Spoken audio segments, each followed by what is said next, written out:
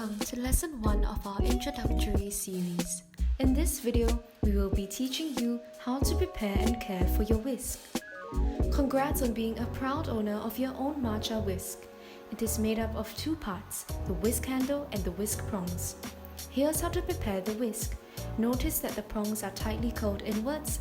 This means that it is not ready for whisking. Fill a bowl with hot water and immerse the whisk prongs for 1 minute. The bloomed whisk has uncurled prongs and a larger surface area. Next, we will teach you how to wash the whisk. The first method is to run the whisk under tap water until there are no more matcha particles. The second method is to immerse the whisk in a bowl of hot water and repeat the whisking motion till the whisk is clean. Only use soap when the whisk has been in contact with sugar or milk.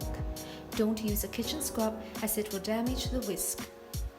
How to dry your whisk. Leave the whisk to air dry for at least a day. Dry it upright or place it on a whisk holder. This helps to maintain its shape. Bamboo is susceptible to mold, so keep it away from humid areas like the sink and stove.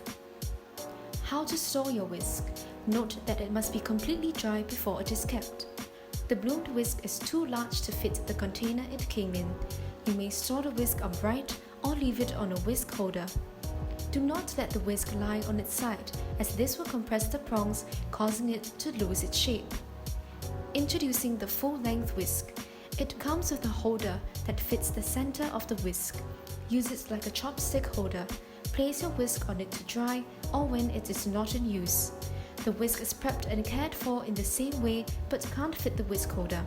Thanks for watching. Head over to our next video where we teach you how to whisk matcha.